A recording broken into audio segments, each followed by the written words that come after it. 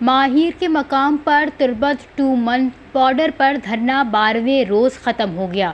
D C اسماعیل ابراہیم کی سربراہی میں کامیاب مذاکرات اور معاہدہ ہو گیا۔ معاہدے میں طے پایا گیا کہ 2 مہینے تک متبادل جگہ تعمیر کر کے فورسز گھر چھوڑ دیں گی۔ واضح رہے کہ پاک ایران سرحدی علاقہ ماہیر میں خواتین تربت ٹو من روڈ پر پچھلے 11 روز سے احتجاجاً دھرنا دے کر بیٹھی ہیں۔ علاقے کے مرد بھی بڑی تعداد میں بطور یکجہتی ان کے ساتھ موجود ہیں۔ مظاہرین کے مطابق سیکیورٹی فورس کے اہلکاروں نے دلیپ شکاری اور بی بی منیرا بلوچ کے گھر کو پچھلے 5 سالوں سے مبینہ قبضہ کر کے مورچہ بنا لیا ہے۔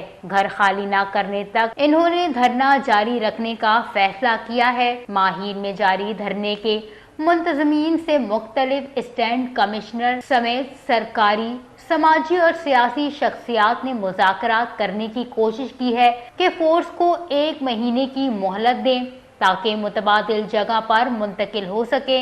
مظاہرین کا کہنا ہے کہ 5 سال گزر چکے ہیں، اب مہلت نہیں دیں گے۔ جس دن گھر اور آبادی میں موجود پہاڑ پر ناکہ ختم ہوگا، ہم اسی دن اٹھیں گے۔ ایران سرحدی تجارت گزشتہ 11 روز سے متاثر ہے، جبکہ بلوچ وومن فورم کی مرکزی آرگنائزر ڈاکٹر شیلی بلوچ، تربت سول سوسائٹی کے کنوینر گلزار دوست، بلوچ یکجہتی کمیٹی کیچ کے رہنما وسیم سفر اور دیگر نے بھی من کے احتجاجی کیمپ میں جا کر اظہار یکجہتی کی ہے۔